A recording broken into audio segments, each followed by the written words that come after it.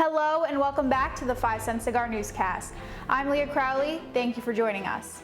Coming up this week, we have how Student Senate is getting stuff done despite the pandemic, and a new smart Band-Aid that was developed at URI. Plus, stick around for Roadie Sports Corner with women's basketball.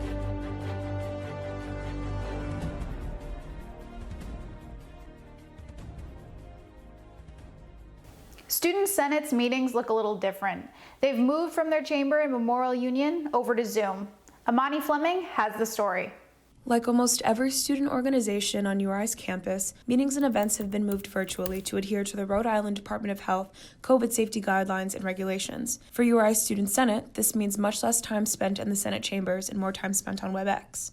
Austin Ramsey, president of Student Senate, tells us more. So when I was elected, it was only, I think, 2 weeks before I was going to get sworn in as, new student body president, and all of our Senate was going to come in. So we never had, this term has never had, a full in-person meeting. We've never sat down together, built personal relationships or connections. Everything has been over Zoom. And I mean, now we're all, I guess, remote and fluent with Zoom and WebEx, but it was such a new platform in the beginning. It was so hard to figure out what was going on with people. Moderator to the assembly and former College of Arts and Sciences representative, sophomore Caleb Hilliard, tells us more about what changes have been made and what remains the same for Student Senate meetings. Right before 6:30, I open up the Zoom room or the WebEx room. Everybody comes in, and then I take attendance through an online form. So then I have that as a list for everybody who's there. And then we get started. We just go through the agenda. For voting and everything, we've done that through just the chat feature in WebEx.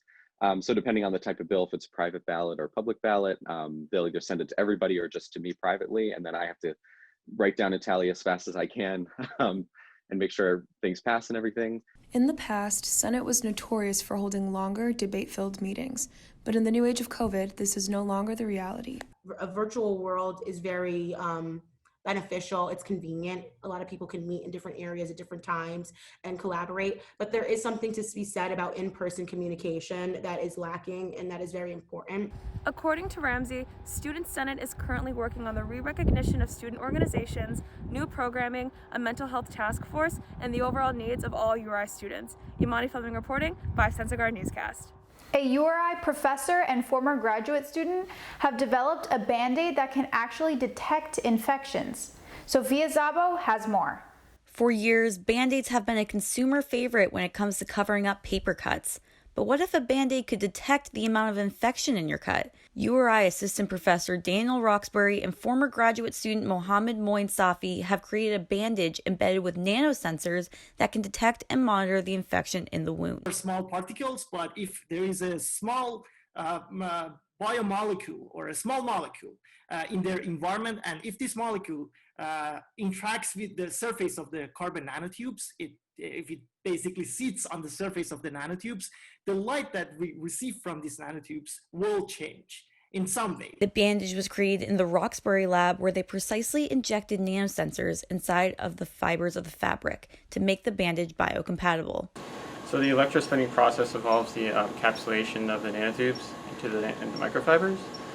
And the electrospinning process basically involves a core shell and a core and a shell polymer. Safi hopes to see the bandage utilized for military application and in patients with diabetes, where a severe wound can lead to chronic health issues. The bandage is durable and cheap. The lab calculated that a square inch of the material only costs 50 cents on a laboratory scale, which is typically more expensive than how it would be sold in bulk. Personally, when I think about Apple Watches, Apple Watch is a wearable technology, and it's a great technology, and they're adding to its options every year, but it's expensive. Not everyone can have Apple Watch. And for even more advanced type of technologies like this wound dressing material, everyone in the society should have access to them. After applying the bandage, a wireless scanner receives the signal from the nanosensors and determines the level of infection. The lab is working with the URI Electrical Engineering Department to create a wearable device to monitor health. We're thinking to utilize these for as normal health monitoring devices. So for example, you can have your Apple Watch on your wrist, and if you have a piece of textile beneath it that can sense the stuff in your sweat while you're doing exercise, that would be great, you know. So the Apple Watches already are able to monitor the oxygen levels or heart rates in the body, but what if we can sense the concentrations of salts or cortisol or some other hormones in the sweat, and that would be great. The lab is currently testing the fabric for toxicity and working to develop a compatible scanner. Sophie estimates the bandages will be ready to be applied to human use in about 3 years. Sophia Szabo reporting for 5 Cent Cigar News. And now over to Aniekan Okon with your Rhody Sports Corner. The Rhody women's basketball team were back in action last Friday to take on the George Mason Patriots, looking to extend their winning streak to 6 games. From the jump, the Rams were feeling it from beyond the arc. After an offensive rebound from Emmanuel Tahan, Joanna Muze was able to find Marta Vargas spotting up on the left wing for the knockdown 3. She would finish the night with 12 points. After a Patriots turnover, Rhody on the break, Vargas would skip past to Cairns in the left corner. Cairns would swing the ball around the perimeter and move up the zone before knocking down the open three-pointer.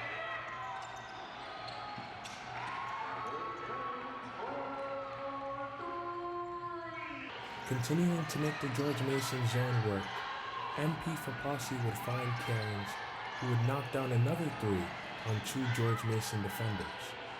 Cairns would finish the night with a team-high 18 points, all coming from beyond the arc.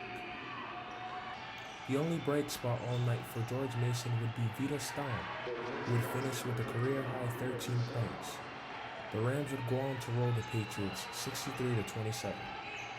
The Rams would head to the Bronx to play Fordham, looking to avenge their loss from last month.